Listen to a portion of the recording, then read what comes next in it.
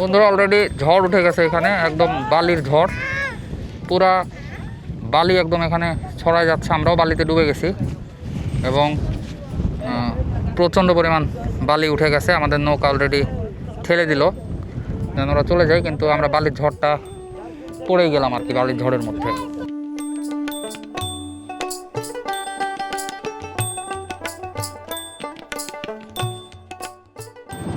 বন্ধুরা অলরেডি আমরা নৌকাতে চড়ে বসছি এবং নৌকা যাত্রা শুরু করছে।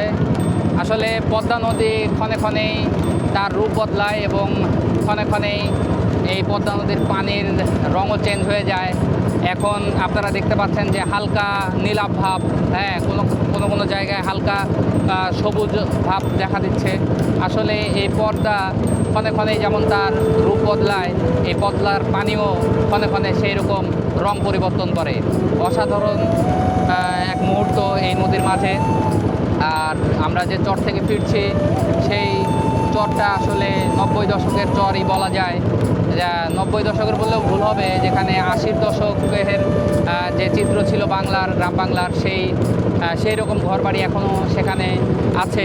এটা দেখে ভালো লাগছে এবং এই পদ্মার বুক চিরে এই ছোটো নৌকায় আমরা যে অবশেষে ওই গ্রাম থেকে ফিরতে পারছি, এটা অনেক বড় কিছু। এখন আমরা এই নদীটি পার হয়ে যাব, যেহেতু আবহাওয়া অনেক শান্ত এবং পদ্মাও অনেক শান্ত আছে, সুতরাং ছোট নৌকা হলেও আমাদের কোনো প্রবলেম হবে না ইনশাআল্লাহ।